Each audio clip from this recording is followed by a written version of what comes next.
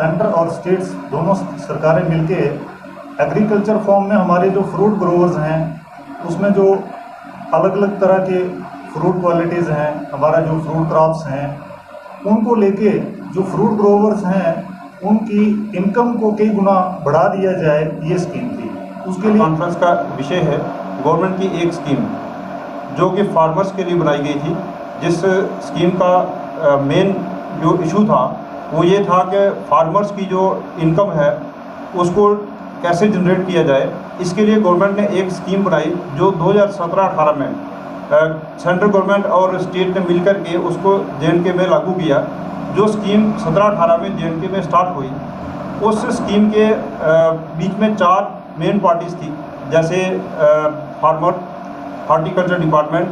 उसके अलावा बैंक और NAFED। ये 4 जो मेन बॉडीज़ थी ये मिल करके इस स्कीम को ग्राउंड पर उतारने वाले थे। लेकिन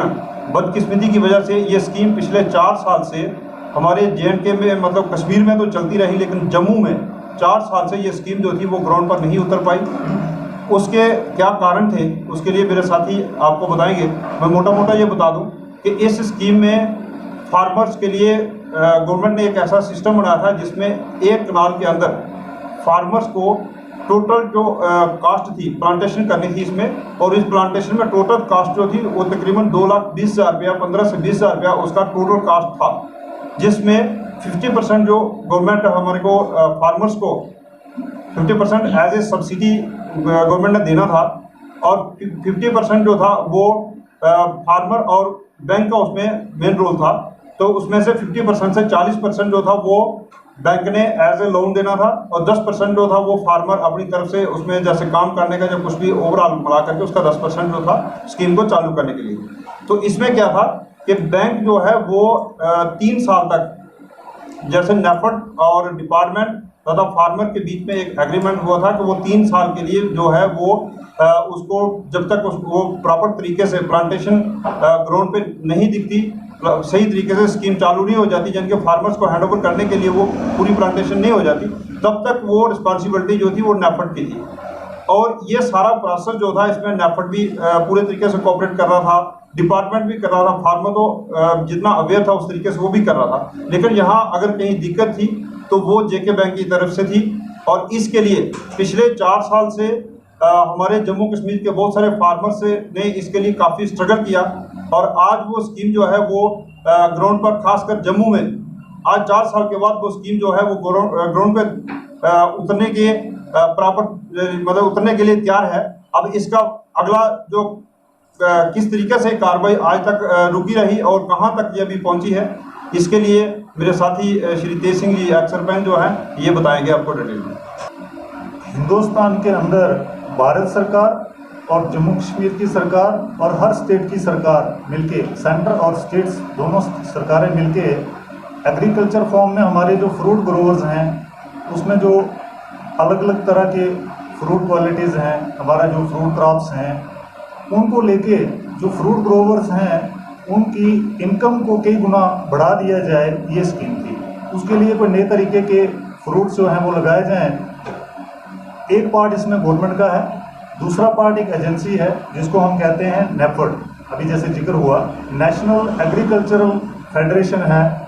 कोऑपरेटिव मार्केटिंग सोसाइटी की। कोऑपरेटिव मार्केटिंग इसकी करनी है, फार्मर्स के साथ मिलके काम करना है, फ्रूट्स जो है वो प्लांट कहाँ से अरेंज करने हैं, क्या उसकी टेक्निकल गाइडलाइन रहेगी, कैसे उसको फार्मर्स तक पहुँचाना है, कैसे लोन की सुविधा है उसको प्रोवाइड करवाना है, कैसे बैंक से कोऑपरेट करवाना है। ये सारी स्कीम जो है ये NAFED के थ्रू लोगों तक पहुँचे। और इसमें अगला जो पार्ट है वो बैंक का था। 2017 से शुरू होके 20 तक का जो पड़ाव है वो बड़ा धीमी गति से रहा। सेंटर और स्टेट की सरकार ने मिलकर इसके ऊपर जो काम शुरू किया था उसको 2021 में LG महोदय के नेतृत्व में जहाँ पे स्कीम को नई गति देने के लिए कोशिश की, उसमें बैंक को बिठा के,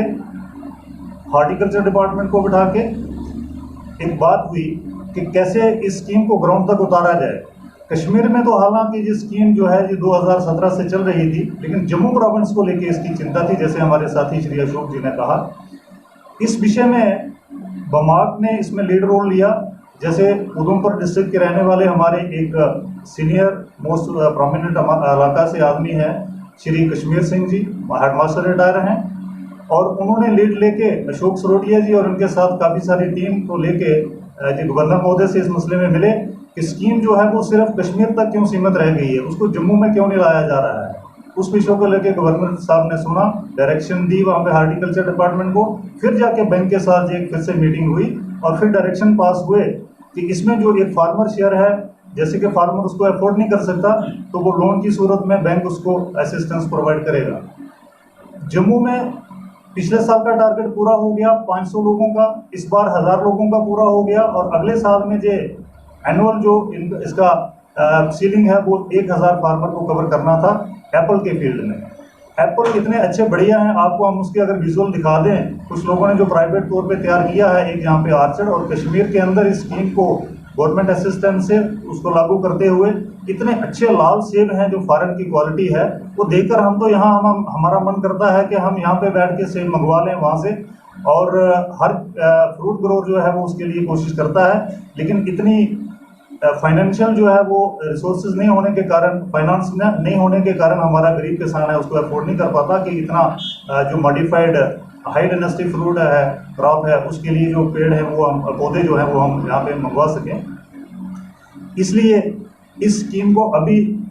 आगे बढ़ाते हुए, इसके ऊपर फाइट करते हुए पूरे हमारे बमार के फार्मर्स, रियासी के फार्मर्स और बहुत सारे लोगों का हमें ऑनलाइन जो हमें सुझाव मिले और उन्होंने सपोर्ट की। अभी रिसेंटली जो मीटिंग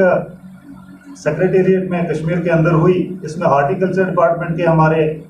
डायरेक्टर साहब और हार्टिकल्चर चीफ रियासी के गुप्ता साहब, इन्होंने बहुत अच्छे तरीके से मेहनत करके फार्मर्स की समस्या को आगे रखा और फार्मर्स उनके साथ खड़े रहे। और हम मुबारकबाद देना चाहेंगे डीसी मैडम रियासी का भी, उसमें जितना रोल हो सकता था उनकी भी सपोर्ट मिली, खास करके हार्टिकल्चर डिपार्टमेंट की, और बैंक का भी हम शुक्रिया अदा करेंगे कि अगर जो 1-1.5 साल से जो हमारी बात को लग रहा था कि ये नहीं सुन पा रहे हैं, तो इनकी भी एक मजबूरी रही होगी, क्योंकि उसकी क्लियर कट जो डायरेक्शन थी वो जम्मू प्रोविंस के लिए नहीं दी गई थी, कश्मीर में ही वो लिमिटेड रह गई थी। अब इस प्रेशर ने, फार्मर्स के प्रेशर ने बमाक से रियासी लीड लेके पूरे जम्मू प्रोविंस के लिए जो एक स्कीम को ग्राउंड पे उतारने के लिए फैसला करवाया, और अब डायरेक्शन जो बैंक के पास आ गई है पिछले 1-2 दिन से, तो इसके लिए हम सरकार को भी इसकी मुबारकबाद देंगे, एलजी महोदय को, और खास करके हार्टिकल्चर डिपार्टमेंट के डायरेक्टर साहब और chief horticulture district Reasi Gupta ji को, और डिस्ट्रिक्ट जहाँ पे हमारी एडमिनिस्ट्रेटर है डीसी मैडम को, और फिर मुबारकबाद देंगे हम जम्मू कश्मीर के, जम्मू प्रोविंस के पूरे जिम्मेदारों को और बमाक के जिम्मेदारों को, जिनकी जो स्कीम है वो ग्राउंड पे लाने के लिए, अपने आर्चर तैयार करने के लिए फाइल जो है वो पेंडिंग पड़ी थी ऑफिस में, वो आगे चलेंगी। इतना ही नहीं, हम जो चाहेंगे जो फाइलें हैं वो तो क्लियर होंगी, हम जो चाहेंगे कि जम्मू प्रोविंस के हर रूरल एरिया को, हर अर्बन एरिया को, जिसमें सिट्रस से लेके वॉलनट और एप्पल तक की जो इसमें क्रॉप्स हैं, हमारी कैश क्रॉप है फ्रूट की,